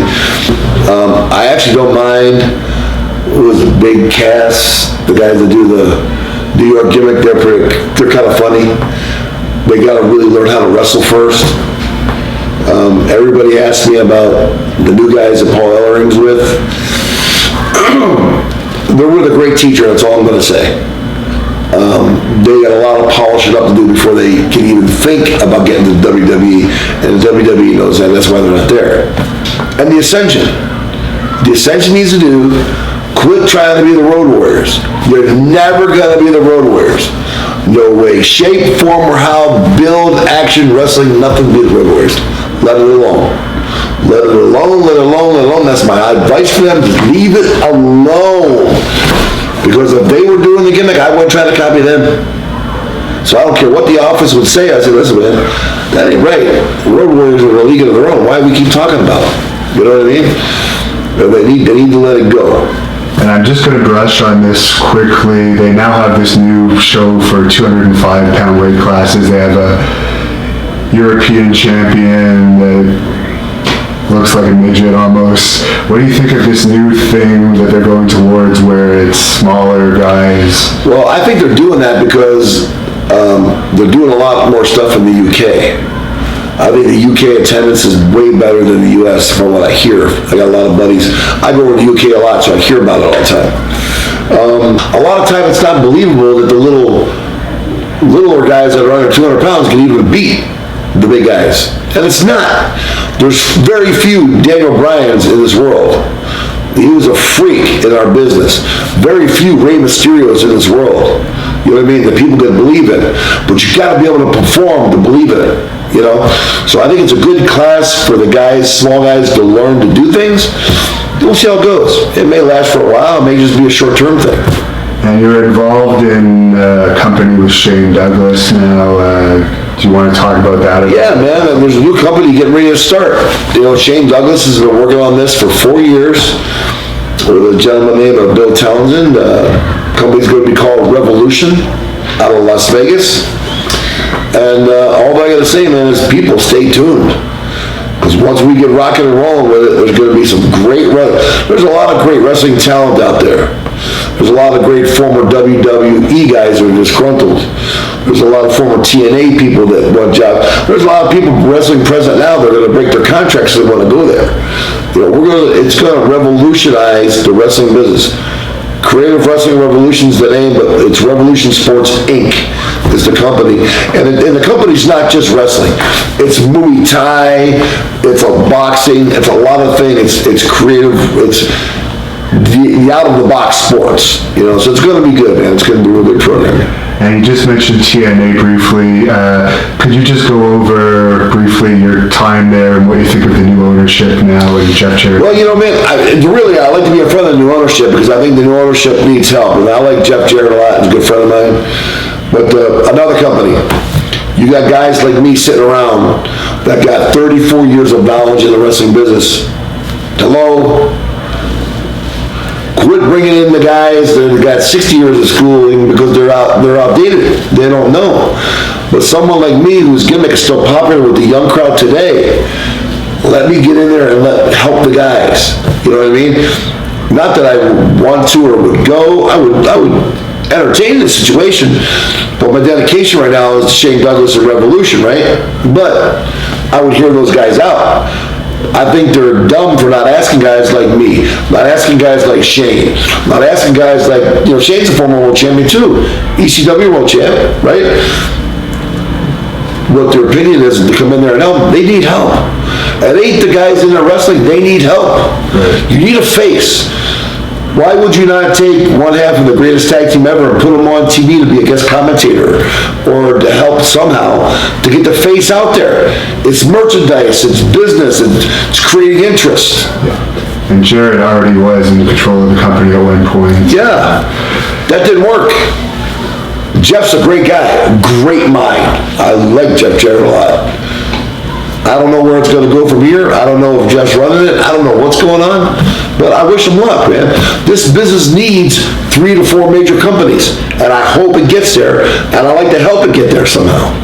And for people that don't know, your son's a massive football star now. Do you want to just go over his career a bit? Well, you know, James had a great career at Ohio State. He's a 3-time first-team All-American. I think he's either the only one or Hopalong Cassidy was the other one at Ohio State. And he had 7 good years with the Rams and broke Merlin Olsen's all-time Ram tackling record, which took Merlin Olsen 15 years to do. James did it in 7 years. And then went to the Saints, battled a couple injuries, and then this year just decided to retire. Played 8 years in the league. It's a lot of years in the NFL for middle linebacker because you're getting the snot kicked out of you by 350-pound linemen every play. Most linebackers last 3 years. He lasted 8 because he's a smart player. And, you know, he's doing well, man. He's got a good family. He just had a baby. Yes, you know, last Friday, you know, Hayden, my new granddaughter, so he's got a daughter, London, his wife, Shelley. He's living in Nashville, Tennessee. Really good friends with Kirk Herbstreit.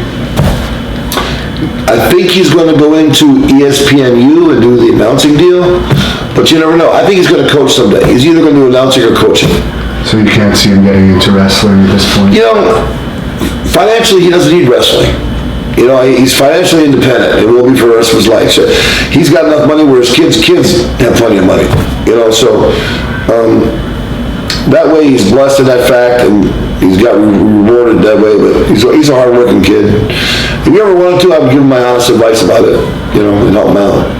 And for people that want to stay up to date with you, what social media do you have? You know, I got my Twitter, you know, RW Animal. You know, and then I have my Facebook is, you know, Joseph Michael Laurinaitis is my real name because there's a lot of imposter. I'm the real Road Warrior Animal, and that's fake. It's not me at all. It just says Joseph Michael Lawrence. They can contact me there, private message me for bookings. I do speaking appearances at high schools. I do colleges. I'll do sports banquets. I'll do birthdays. I go around speaking and signing autographs. I even do speaking at churches on Sunday. You know, I'm not afraid to say I'm a Christian, but I'm a realist Christian. I'm not a Bible banger guy. I think God uses people in different ways all the way around. So I do stuff like that, man. Listen, I go to speak at prisons. Tell people, you got two paths. You got pathway A or pathway B. I've been down this one. Go this one. It's a lot easier on your life. And you know, I try to elaborate that the true heroes in life when I go to speak are your policemen, are your firemen, are your mom and dad, are your school teacher. I'm just an entertainer. I'm a sports figure.